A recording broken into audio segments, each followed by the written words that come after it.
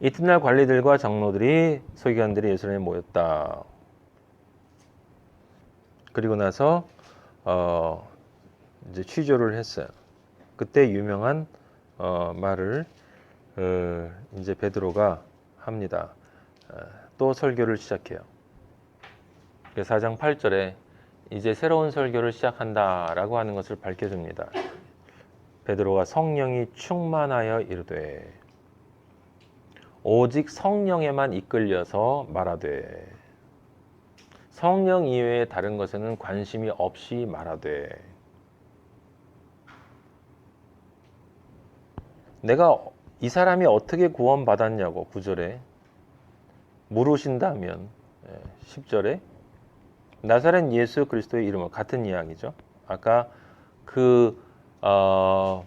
신기해서 쫓아온 사람들에게 하는 이야기나 너희가 표적을 보고 나를 만나려 온 것이 아니라 너희가 떡을 먹고 배부르기 때문에 나한테 온 것이다 라고 말씀하신 예수 그리스도의 그 말처럼 너희가 신기하게 얘가 안전뱅이가 일어선 그 현상을 보고 눈으로 보이는 그 감각적인 현상을 보고 몰려온 사람들에게 베드로가 설교를 했고 그 다음에 그런 것을 통해서 인기를 얻는 그 모습을 보면서 질투하고 진리가 선포되는 것 자체를 싫어함으로써 사탄의 대리자가 돼서 나타난 그들에게도 베드로는 똑같은 이야기를 할 수밖에 없는 거예요. 왜냐하면 진리는 변할 수가 없기 때문에 이 존재가 일어선 건 오직 나사렛 예수 그리스도의 이름뿐이다. 그래서 이 예수는 너희 건축자들의 버린 돌이다. 흰 돌, 생명의 돌, 진리의 돌인데 그 돌을 너희들은 모래사장에 있는 작은 모래처럼 그렇게 집어 던졌지. 작은 자갈처럼 집어 던졌는데 하나님 아버지가 새 예루살렘 모든 그리스도인들을 하나로 묶는 그 포도송이의 모퉁이의 머릿돌 맏아들로 삼았다라고 하는 이야기를 베드로가 지금 하고 있습니다.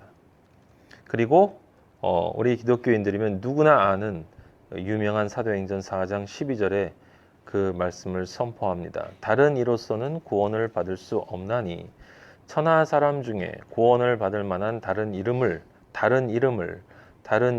우리에게 주신 일이 없다. 13절에 그들이 깜짝 놀랐어요. 왜냐하면 학문 없는 평범한 사람이 어떻게 저렇게 영적 권위를 가지고 말을 할까? 그런데 14절에 보면 병이 분명히 나았기 때문에 그것이 진리라는 것을 분명히 알고 있기 때문에 여러분이 진리를 선포하면 그것을 듣는 사람들은 그것이 진리라는 것을 분명히 알아요. 그래서 그 부분을 비난을 못합니다. 다른 것들을 가지고 비난을 하는 거예요. 그냥 무조건 하지 말라고 하든지 아니면 다른 부분들을 가지고 비난을 합니다. 어떻게든지 그것을 못하도록 만들려고 하는 거예요. 네. 여러분들이 누군가에게 전도를 할 때, 그러니까 우리가 아버지가 저를 통해서 주신 말씀이 다양하고 우리가 성경 공부를 많이 했기 때문에 여러분들은 그런 생각을 할지 몰라요. 내가 이 성경 공부를 더 해서 잘 알고 그래야 진리를 전할 수 있을 것이다 라고 생각하는데 진리의 말씀은 공부를 통해서 전할 수 있는 것이 아니고 여러분이 이것을 성경을 제가 설명하는 그대로 외울 수 있다 하더라도 여러분은 영적 권위를 가지고 설교를 할 수 없어요. 성령이 임하지 않으면 어떠한 전도도 할 수 없다. 거꾸로 성령만 임하면 여러분 아무것도 몰라도 할 수 있어요. 하나님이 말씀하신다. 나를 통해서 하나님이 말씀하신다는 걸 여러분이 진짜 믿지 않으면 그러려면 내 안에 하나님이 진짜 들어오셔야 되겠지. 그럼 그 확신이 있어야 되겠죠. 그 확신이 있으려면 그 아버지가 내 안에 있는 그것이 무엇인가를 내 영이 느낄 수밖에 없는 그 경험이 있어야 되는 거예요. 그런 것들이 중요한 거지.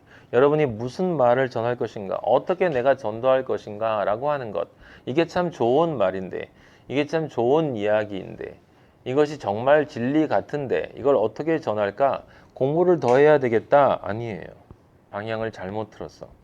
제가 늘 이야기하는 것처럼 여러분이 이성을 통해서 설명을 통해서 이것이 옳지 않냐고, 여기를 읽어보라고, 이 말이 이렇지 않냐고 아무리 설명을 해도 그것을 통해서 구원을 받는 일은 일어날 수 없어요. 왜 그러냐면 제가 여러분에게 늘 말씀드린 것처럼 상대방은, 그리스도인이 안 된 사람은 그의 마음으로 여러분의 이야기를 들어요. 그의 마음은 그가 평생 살아온 경험 덩어리야. 그 평생 살아온 경험 덩어리는 그의 사탄의 집이야. 사탄의 집. 그 사탄의 집으로 여러분이 하는 말들을 이해하려고 해봐야 이해는 된다 하더라도 그건 그가 생각하는 좋은 측면의 선한 것이다, 참 의미 있는 것이다 정도로 받아들일 수 있을지 모르지만 그 영은 하나님하고 아무 관계 없는 상태로 그대로 머물러요. 그래서 제가 대학교에서 말씀을 전하고 그리고 사람들을 만나서 전도를 해도 그것 자체와 실제 그 영혼이 하나님 앞으로 돌아서는 것이 비례하지 않는 이유예요. 왜 그러냐면 그 사람 마음이 내 얘기를 들어야 되는 게 아니라 그 사람의 영이 내 얘기를 들어야 되는 거예요. 그 사람의 영은 그 사람의 마음의 논리로 듣지 않아요. 근데 여러분이 아무리 경험적인 논리와 근거로 그걸 설명을 해도 그 사람은 자신이 처해 있는 경험의 고통, 삶의 고통이 있겠죠. 사람이 예를 들어서 뭐 이혼을 했다거나 아니면 취직이 안 된다거나 아니면 삶이 재미가 없다거나 전부 경험으로부터 나오는 어떤 어려운 상태에서 여러분이 좋은 것이라고 이야기를 하면 아 진짜 좋은 것인가? 라고 생각을 하고 그것을 마음에 받아들일 수 있을지 모르지만 지금 그 관계는 전부 혼과 혼의 관계로 연결되기 때문에 영은 거기 지금 개입이 안 된 상태예요. 그 상태에서 그 사람 중에 어떤 영은 개입이 되는 사람이 있고 어떤 영은 개입이 안 되는 사람이 있어요. 그게 뭐냐면 하나님을 원하는, 정말 행복을 원하는 영은 그 소리를 영으로 들어. 정말 행복을 원하지 않는 사람은 죽었다 깨나도 아무리 공부를 많이 해도 그 영은 닫혀 있어요. 그래서 뿌리부터의 근본적인 변화가 일어나지 않는 거야. 그러니까 진리를 전하는 건 여러분은 그냥 전하되 내가 전하는 게 아니고 하나님 아버지가 영으로 나를 통해서 말씀하실 때 내가 가지고 있는 지식을 사용해요. 당연히 내가 모르는 뭐 칸트나 헤겔이나 이런 사람을 인용할 수 없겠지. 아버지는 내가 가지고 있는 걸 인용하니까. 그럼 단순하게 얘기를 하시겠죠. 내가 알고 있는 그것으로 나는 너무 불행했어요. 지금은 너무 행복해요. 세상에 어떤 것이 없어도 나는 진짜 행복해요. 나는 예수 그리스도만 있으면 너무 좋아요. 그 상태가 내가 예수님을 만나고 나서 변화가 없어요. 이렇게 이야기하는데 예수님을 만나지 않았던 게 죄라는 걸 알았어요. 하나님을 몰랐던 게 죄였더라고요. 당신도 죄를 회개하세요. 그리고 행복한 사람이 되세요. 그게 하나님이 영으로 당신 안에 들어오실 겁니다. 그런 이야기를 하는데 무슨 지식이 필요해요? 지금 제가 복음 아닌 딴 얘기를 했나요? 이게 무식한 얘기를 했나? 복음은 단순한 거예요. 우리가 성경 공부를 하는 것은 아버지를 더 알아가기 위한 거예요. 아버지를 아는 사람들이 아버지를 더 깊이 알고 신부가 신랑과 첫날 밤 그 아름답고 황홀한 그 밤을 보내며 그 신랑에 대해서 더 알고 싶어서 그 다음 날도 그 신랑을 너무너무 알고 싶어하는 그 마음이 그게 우리 그리스도인의 마음이고 그게 성경을 공부하는 것이야. 그러면 누군가에게 이 신랑이 너무 좋은 사람이라고 얘기하는데 그걸 일일이 다 여러분이 첫날 밤부터 맞으면 지금까지 내가 몇 년 살아온 그 맨날 같이 살았던 이야기를 다 하고서 그러니까 좋죠. 그러니까 우리 신랑을 한번 만나보세요 라고 얘기를 하겠어요?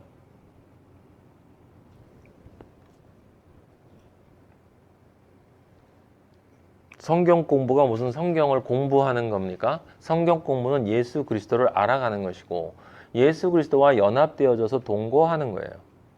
말씀이 살아 움직여서 내 안에 들어오는 것이고 그것이 내 안에 들어와서 내 영과 혼과 육에 신랑이 어떤 존재인지를 더 느끼고 아 신랑이 정말 나를 더 사랑하는구나. 아 원래 이렇게 사랑했구나. 그 사랑을 더 느끼고 그분이 나를 위해서 희생한 그 고마움, 감사를 더 느끼고 이런 것들을 그걸 더 깊이 들어가는 게 성경 공부지. 여러분이 누군가에게 전도하기 위해서 성경 공부를 하는 게 아니야. 네. 전도하지 마세요. 그냥 여러분이 하나님 아버지를 만난 게 행복하면 그 행복한 걸 그냥 얘기하는 게 전도야. 남편을 만났는데 내 남편이 얼마나 좋은지 여자들은 자랑하잖아요. 그죠? 모이면 자랑하잖아. 딴 여자들한테. 내 남편이 이래 자랑하잖아요. 네? 그거 연습하고 공부하고 합니까? 남편한테 물어가서 당신 자세하게 이렇게 연구하고 해요? 그러지 않죠.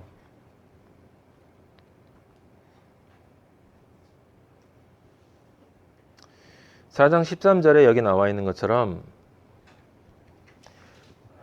학문 없는 범인으로 알았는데 학문 있는 특별한 사람이다 라고 느꼈다는 게 아니에요, 여러분.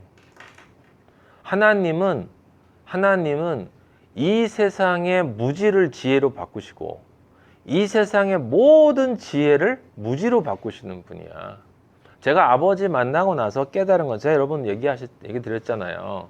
제가 독일에서 공부했던 철학책들, 수없이 많은 철학책들, 신학책들, 문학책들, 뭐 사상가들, 얼마나 많은 책들, 많이도 읽진 않았지만 사실은 조금, 다른 사람보다는 조금 더 읽었을 때 그 읽은 그 책들에 나와 있는 그것들이 얼마나 무지한 것인가. 하나님은 내가 너희들 책보다 더 똑똑해 라고 얘기하지 않아요. 그냥 너희들은 싸그리 무지야. 하나의 지혜와 모든 무지가 있는 거예요. 그러니까 학문 없는 범인으로 알았는데 말을 잘하네 이런 뜻이 아니야. 여기 지금 이야기하는 게 학문 없는 범인이라는 말은 지금 영적으로 얘기하는 것은 무식한 인간인 줄 알았다라고 하는 것이고 그런데 지혜를 이야기하는데 그 지혜가 세상 지혜를 뛰어넘는 지혜를 얘기한다는 거죠. 그러니까 영적으로 아버지가 우리한테 얘기하시는 것은 뭐냐면 학문 없는 범인이 우리 모두란 뜻이에요. 지혜의 근본은 여호와를 경외하는 거예요. 진정한 학문은 여호와를 경외하는 거예요. 성경 이외에는 다른 책은 존재하지 않아요. 그래서 우리는 다 학문 없는 범인이야. 학문 없는 범인인데 성령이 들어가면 모든 학문 위에 뛰어난 존재가 되는 거예요. 사람들은 다 도낄개낄 자랑해요. 공부 얼마나 더 잘하나 못하나, 그림 얼마나 더 잘 그리나 못 그리나, 돈 얼마나 벌었나 못 벌었나. 예술가들은 얼마나 더 예술을 더 잘하고, 연주 얼마나, 춤도 얼마나 잘 추고 못 추고, 늘 올림픽 같은 거 만들어서 경주하고. 우리들은 늘 그렇게 해요. 하나님 아버지는 그 모든 것들을 다 뭐라고 그러시냐면 nothing.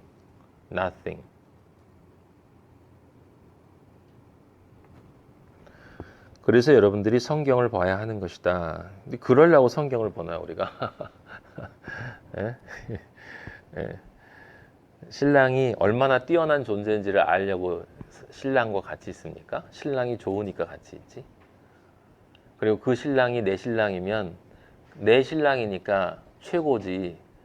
무슨 신랑이 최고여야 그 신랑을 내 신랑으로 맞이할 거예요? 그 신랑이 진짜 내 신랑인가가 중요한 거예요. 그 신랑이 정말 내 신랑인가가 중요한 거예요. 네.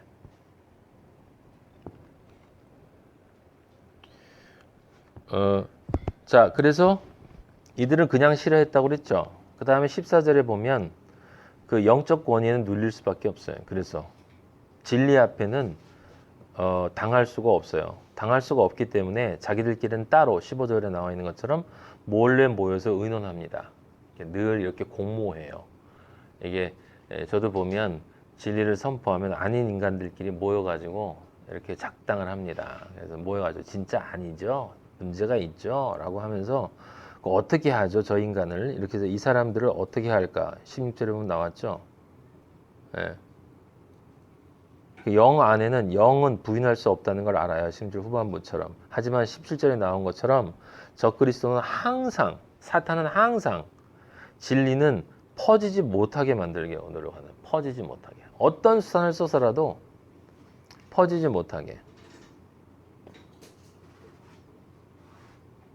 그걸 이야기하진 말라고 얘기해요. 그러니까 이게 이 12절하고 우리가 비교를 해보면 그냥 단순하게 생각하면 이제 예수라는 이름을 부르지 못하게 한다라고 얘기하지만 그건 아니잖아요. 사탄은 지금은 아주 교활하기 때문에 뭐라고 얘기해요? 예수라는 이름만 불러. 예수라는 이름만 불러라고 얘기하는 거죠. 예수라는 이름만 불러. 하지만 예수라는 이름은 말하지 마. 이게 무슨 말이냐? 그 말이에요. 그래서 18절에 그 불러 경고해서 도무지 예수의 이름으로 말하지도 말고 가르치지도 말라 하니, 초대교회 때는 그냥 이렇게 하면 이게 무슨 말인지를 사람들이 알았어요. 그죠? 무슨 말인지 다 알았어요. 근데 지금은 사탄이 너무 간교해져서 2000년 동안 예수의 이름으로 말하지도 말고 가르치도 말라가 아니라 예수의 이름으로 말하고 가르치라고 그래요. 예수의 이름으로 말하고 가르쳐라. 예수의 이름을 찬양해라. 예수의 이름으로 기도해라. 그래 놓고 딱 하나만 하지 마라. 진짜로 믿지는 말아라.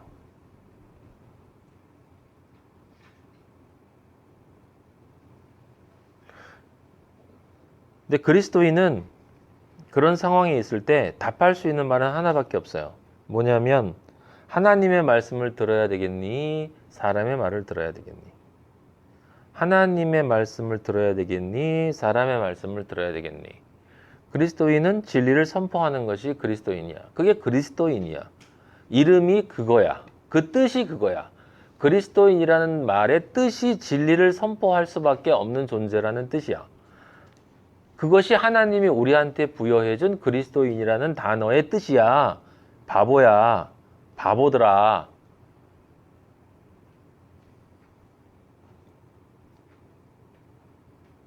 그리스도인이라는 말의 뜻을 너희는 그런데 진리를 선포하지 말라로 해석을 하고 있잖아. 난 그럴 수 없잖니. 우리는 보고 들은 것을 말하지 아니할 수 없잖아. 진리를 진리라고 안 그러고 어떻게 진리를 비진리라고 이야기하니? 라고 이야기를 하죠. 우리는 그럴 수밖에 없어요.